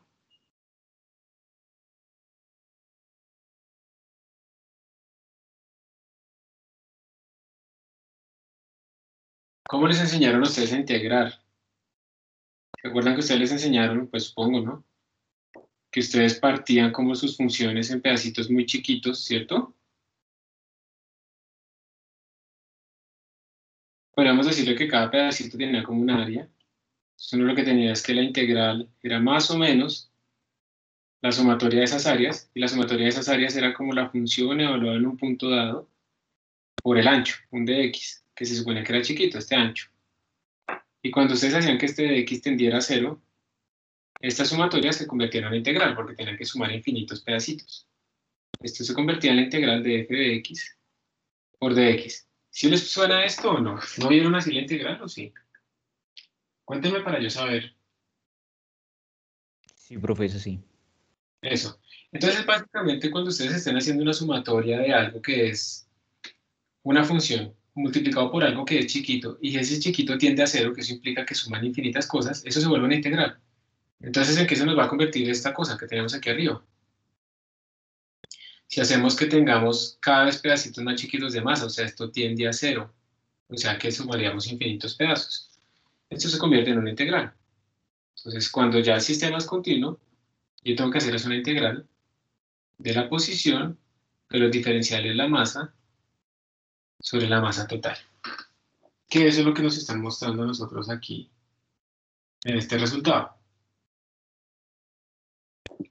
El centro de masa en X es la integral de X de M sobre 1 por 1 sobre la masa total, para Y y para Z. Y como uno tiene que, digamos, asumamos que la densidad es uniforme, la densidad es masa sobre volumen, uno puede reescribir esto como estas integrales. Estas integrales se llaman integrales triples, son integrales sobre volúmenes, y ustedes todavía no han visto esto. Entonces, por esa razón, vamos a hacer los casos más sencillos posibles para no tocar este tipo de integrales hasta que ustedes sepan integrar bien. Y por eso, pues miren nuestros ejemplos. Nuestros ejemplos se van a basar constantemente pues, en puntos o en cosas que podemos reducir a puntos. ¿Sí? Por ejemplo, un cuadrado. Si yo les llevo a ustedes una lámina y les digo que calculen el centro de masa, si la densidad es uniforme de esa lámina, ustedes no tienen que ponerse a hacer la integral, pues la densidad, como la densidad es uniforme, pues el centro de masa va a estar en el centro geométrico. Entonces, digamos que ustedes a veces pueden reducir cuerpos continuos a puntos también. Ustedes lo único que van a hacer ahorita es puntos. Entonces, miren, ahí les están dando la posición de tres partículas, M1, M2 y M3. Les están dando las masas aquí a la derecha. ¿Cómo eran ustedes para calcular el centro de masa de ese cuerpo? Entonces, recordemos, el centro de masa es un vector de posición. Entonces, el X promedio sería simplemente el X del centro de masa, sería la masa 1 por su posición en el eje X, que en este caso es 0, más la masa 2 por su posición en el eje X, más la masa 3 por su posición en el eje X, dividido entre la suma de toda la masa. Yo lo voy a escribir para ver qué coordenada nos da. Vamos a ponerlo así. De nuevo, el centro de masa en el eje X sería esto sobre esto. Masa 1, que es 1.2, por su posición en el eje X, que es 0. Más masa 2 por su posición en el eje X, que es 140, esto está en centímetros. Más masa 3, que es 2.5. 3.4 por la posición, que es 70 centímetros. Y todo esto dividido entre la suma de las masas. Un error típico es que, como a veces la gente ve que aquí esto tenía x igual 0, entonces no lo suma en la masa total. Y no, hay que sumarlo en la masa total, porque eso va a afectar completamente la posición. No importa si su posición respecto al sistema de coordenadas es 0, no importa. Más 2.5, más 3.4. Entonces esto nos dice que la posición en el eje X del centro de masa es 82.82, que ustedes pueden ver, pues es básicamente lo que ellos pintaron acá. Y en el eje Y, pues sería poner estas cosas en el eje Y. Entonces en el eje Y sería masa 1 por su posición en el eje Y, que es 0, más masa 2 por su posición en el eje Y, que es 0. Entonces aquí yo pondré un 0. Más masa 3 por su posición en el eje Y sobre la masa total. Y entonces eso nos da 33.52. Y eso sí no nos dio, ¿no?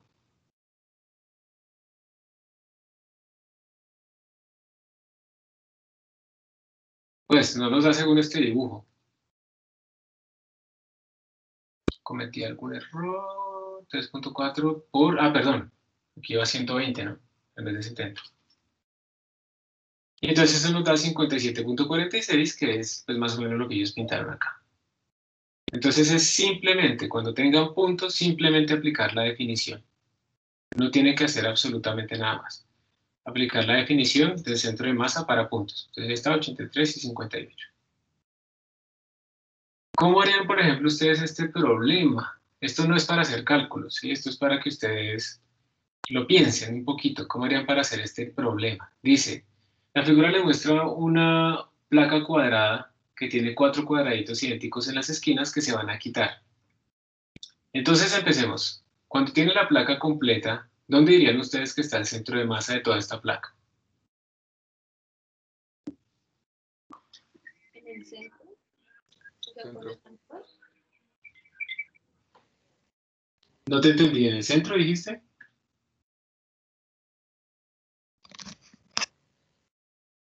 Centro. En el centro, ¿sí? Como la densidad, no nos dijeron nada que la densidad no fuera uniforme ni nada de eso, pues va a estar en el centro. Listo. Ahora, si quitamos el cuadrito 1, ¿dónde creerían ustedes que ahora quedaría el centro de masa? ¿Seguiría estando en el centro? Se iría como al 3. Un poco se inclina. Sí. Ujú, muy bien, se va hacia el 3. O sea, miren que, de nuevo, como esto es un promedio, digamos que estos dos cuadrados acá, estas dos zonas están balanceadas. Al yo quitar el 1, se desbalancea la masa. Hay más masa en esta zona que en esta zona, entonces se va a mover un poquito hacia acá. Se sigue moviendo a lo largo del eje de simetría entre 2 y 4 porque ellos no han cambiado, pero se traslada un poquito hacia acá. Muy bien. Si ahora yo quito los cuadrados 1 y 2, ¿hacia dónde se moverá y dónde estaría el centro de masa, más o menos? O sea, hacia abajo se llamaría, ¿no? Hacia 3 y 4. Muy bien, se movería hacia 3 y 4, no se va a mover ni hacia allá ni hacia allá porque es simétrica la situación, se mueve sobre el eje Y bajaría, más o menos estaría por este punto, ¿cierto? Más o menos. Ahora sí eliminamos el 1 y el 3.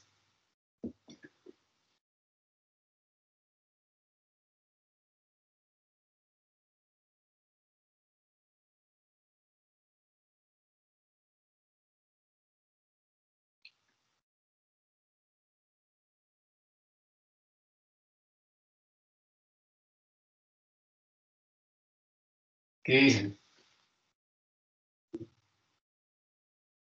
Sigue estando en el centro, profe. Sigue estando en el centro, sí. De nuevo, ustedes pueden partir esto en los 4 cuadrantes. Digamos que uno está viendo que la situación entre 2 y 4 está balanceada. Y si yo remuevo el 1 y el 3, o sea, al remover el 1 se movería hacia acá, pero al remover el 3 se movería hacia allá. Entonces al final sigue estando en el centro.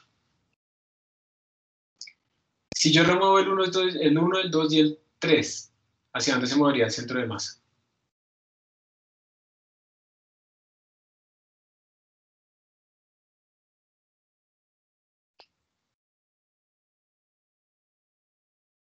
Hacia 4. Hacia el 4, ¿cierto? Se movería hacia acá, porque es donde tendríamos más masa concentrada. Y si remuevo los 4, pues la situación es completamente simétrica otra vez y otra vez estaríamos en el centro.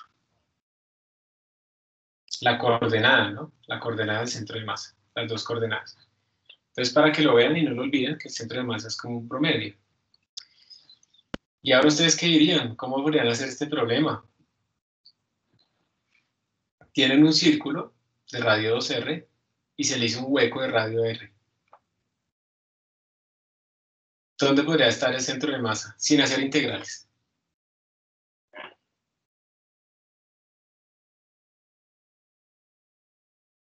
Entonces, piensen, primero que todo piensen si se va a trasladar en el eje Y o si sigue estando en el centro, después de hacerle hueco, o si se va a trasladar a lo largo del eje X. Entonces, primero que todo, ¿será que se va a mover en el eje Y?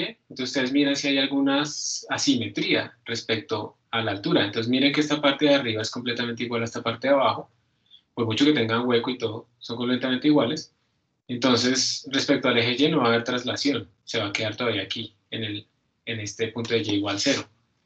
Pero respecto al eje X, si hay un cambio, ¿cierto? Esta parte, esta mitad de la izquierda, pues es diferente a esta parte de la derecha. La parte de la derecha tiene más masa. Entonces uno espera que el centro de masa se mueva un poco hacia la derecha. Entonces, listo. Pero si yo les pregunto a ustedes, díganme cuánto se movió, cuánto vale esta distancia. ¿Cómo se les ocurre a ustedes hacerlo sin hacer integrales?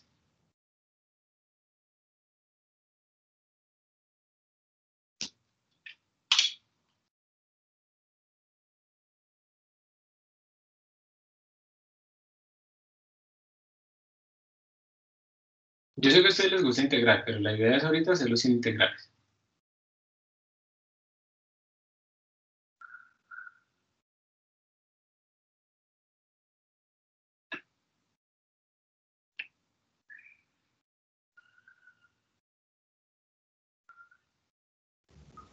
Profe, pues yo sé que toca hallar el área del círculo grande, con restarle a la del pequeño y como calcular la mitad entre ambos. O sea, ¿sí me hago entender? Sí, más o menos. Pues digamos que vas por el lado del truco y eso está bien. Es muy, muy similar a lo que estás diciendo. Obviamente es un truco, uno lo debe hacer analíticamente, pero sí es por ahí. O sea, digamos que la idea sería pensarlo más o menos que hay que restar algo, y en eso estamos completamente de acuerdo. Hay que restar algo.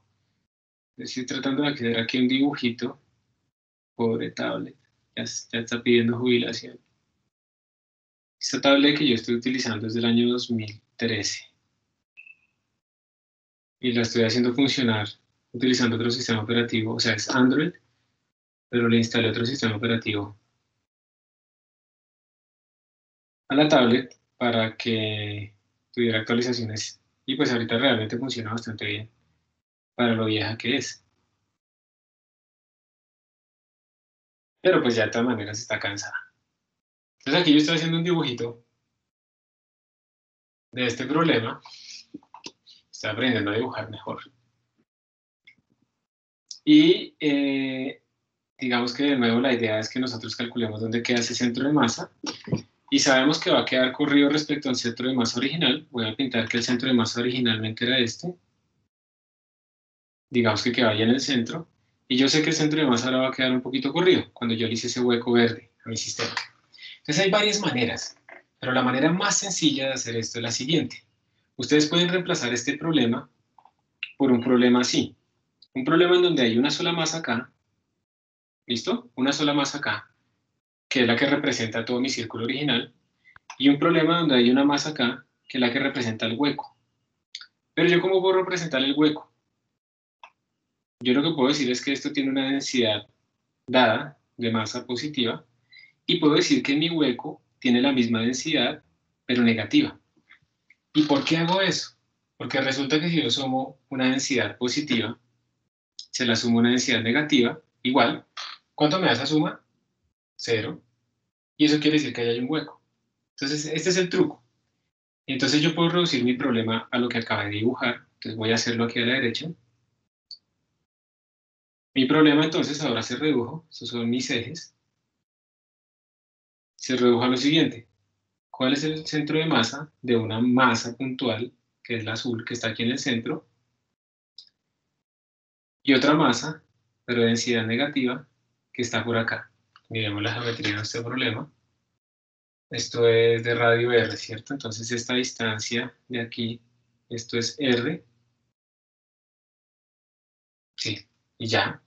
Y entonces la pregunta es esa. ¿Cuál es el centro de masa de este sistema? Teniendo en cuenta, ojo, que la densidad del verde es negativa. Eso es como la idea también de lo que decía Juan Mateo, ¿sí? ¿Era Juan Mateo el que habló? Sí, señor. Listo. Es la idea que decía de cómo restar el área, pero entonces realmente no restamos área, sino que restamos densidades de masa para poder hacer huecos. Y ya como volvimos esto un problema de puntos, pues entonces es más sencillo. Vamos a calcularlo. La posición del centro de masa de ese punto sería la masa 1, digamos la masa azul, vamos a llamar esa la masa azul total, como si no tuviera hueco, por su posición del centro de masa, que es 0, más la masa 2 por su posición del centro de masa. Entonces aquí hay que tener cuidado, porque la posición del centro de masa de la masa 2 pues, es negativa, ¿no? Entonces esto sería menos R. Todo esto dividido entre la masa total. La masa total sería la masa 1 más la masa 2. Y entonces esto me daría que el X, voy a borrar este de acá, esto me daría que el X del centro de masa sería igual a menos M2 por R sobre M1 más M2. Pero todavía no hemos sacado la masa, o sea, necesitamos calcular realmente la posición y ahí nos faltan las masas. Entonces calculemos. Masa 1. Masa 1. Masa 1 sería la densidad del cuerpo 1 por su área. Y el área de un círculo sería simplemente pi por el radio al cuadrado, ¿no?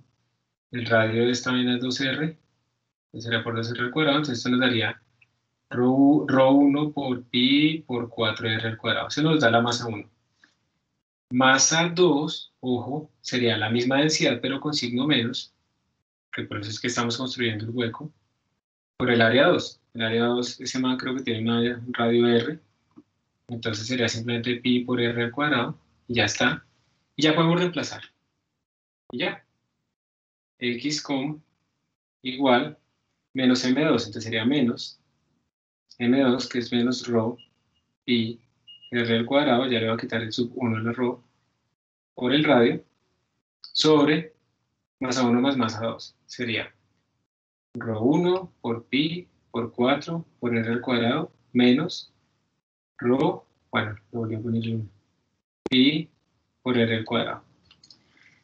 Y entonces esto me daría, menos por menos da más, arriba me daría ρ1 por pi por r al cubo, sobre, y abajo me daría 4 pi r cuadrado ρ1 menos 1 pi r cuadrado ρ1, o sea, esto me daría 3 ρ1 pi por r al cuadrado, entonces se simplifica ρ1 con pi, ρ1 con pi, 2 de estos con 1 de estos, y al final me da que el centro de masa está en R tercios. Yo entiendo si para ustedes fue rarísimo este ejercicio, pero esto los está preparando ustedes para cómo podrían hacer los problemas con huecos o con cuerpos que se han extendido sin tener que integrar. Entonces, ¿cómo metemos los huecos? Metemos densidades negativas. Y este truco, para los que vean electricidad y magnetismo, también les va a surgir allá cuando las esferas cargadas tengan huecos y cosas así. Simplemente metemos densidades negativas y listo. Con eso queda hecho. Entonces esto es para que ustedes vean que estos problemas también se pueden resolver muy fácil sin tener que integrar. O sea, la integral realmente viene es cuando uno tenga cuerpos con unas distribuciones más raras o densidades no uniformes. Pero para estos cuerpos así uniformes es mucho más sencillo hacerlo con la definición de las sumas. Y así ustedes también pueden ver que si tienen otra vez ese ejemplo que les mostré al inicio, ya les comparto la pantalla, el dibujo. Si ustedes tienen esto, y les pregunto yo, ¿dónde está el centro de masa? Pues ustedes lo pueden partir en lo siguiente. Ustedes pueden decir, bueno, este cuerpo completo yo lo puedo partir como en estos 3 cuerpos. Esa barra de la izquierda tiene el centro de masa acá, geométricamente, esa barra de la derecha lo tiene acá, geométricamente, la barra de abajo lo tiene acá, y ahora lo que yo voy a hacer es calcular el promedio. Y ahora sí pueden hacer sumatorias, ¿sí? Porque son puntos. Y cuando hagan las sumatorias en el eje X, pues les va a dar en esta dirección, pero en el eje Y van a ver que obviamente el promedio entre esta coordenada Y, esta coordenada Y y esta coordenada Y, de aquí abajo, pues les va a dar un promedio que está más arribita. Y por eso el centro de masa nos va a quedar ubicado por acá. Pero todos estos problemas los podemos convertir en problemas de masas puntuales para calcular ese tipo de cosas. Entonces, mire que esta es la respuesta, R tercios, entonces así lo hicimos bien.